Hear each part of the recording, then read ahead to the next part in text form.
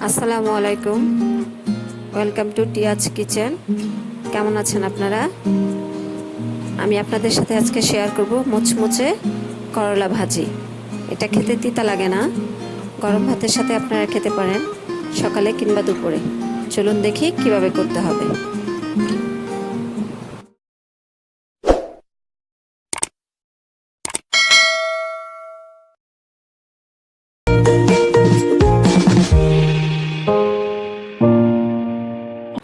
এখানে আমি একটা করলা নিয়েছি বড় আকারের, আর গোল গোল করে একটু মোটা করে কেটে নিয়েছি। আর 5 থেকে 6টা পেঁয়াজ দিয়েছি, এরকম গোল গোল করে কেটে নিয়েছি মোটা করে। করলার সাথে ভাজি করব। আর আমি কিছুটা পেঁয়াজ কুচি করে রেখেছি আলাদা করে বেরেস্তা করার জন্য, আর কিছু আস্ত কাঁচামরিচ, ওটা আমি আগে থেকেই ভেজে নিয়েছি। আর এখানে আমি মশলা দিব, লবণ 1 চা চামচ,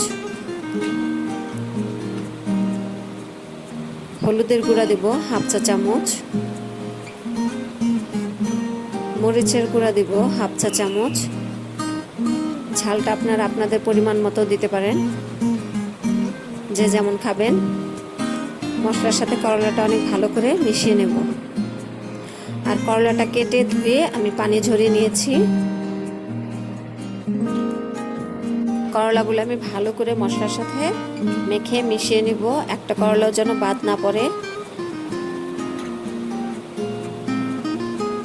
আর আমি এটাকে ডিপ ফ্রাই করব। মশলা মাখানো প্রায় শেষ।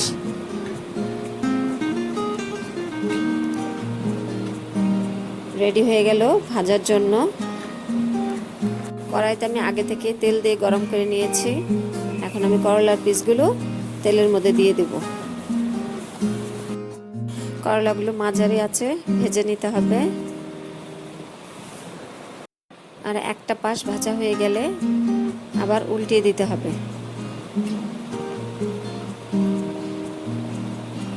এটা 4 থেকে 5 মিনিটের মধ্যে ভাজা হয়ে যায়। করলাগুলো একটা পাশ ভাজা হয়ে গিয়েছে, আমি আবার একটু উল্টিয়ে দিচ্ছি।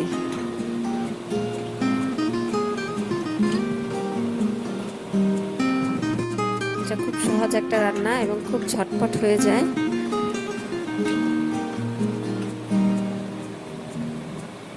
করলাগুলো আমি উল্টিয়ে দিলাম। সবগুলো করলা আমি এখন একসাথে নামিয়ে নেব। সব ভাজা হয়ে গিয়েছে। আর এটা নামানোর পর এটার কালারটা আর একটু ডিপ আসবে। এখন আমি যে পেঁয়াজগুলো গোল গোল করে মোটা মোটা করে কেটে রেখেছিলাম, সেই পেঁয়াজগুলো এই তেলের মধ্যে দিয়ে দেব। দিয়ে ভালো করে নেড়ে চেড়ে ভেজে নেব।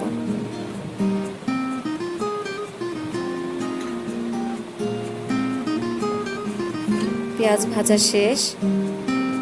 পেঁয়াজগুলো তেল থেকে উপরে উঠে এসেছে। এখন আমি এগুলো নামিয়ে নেব।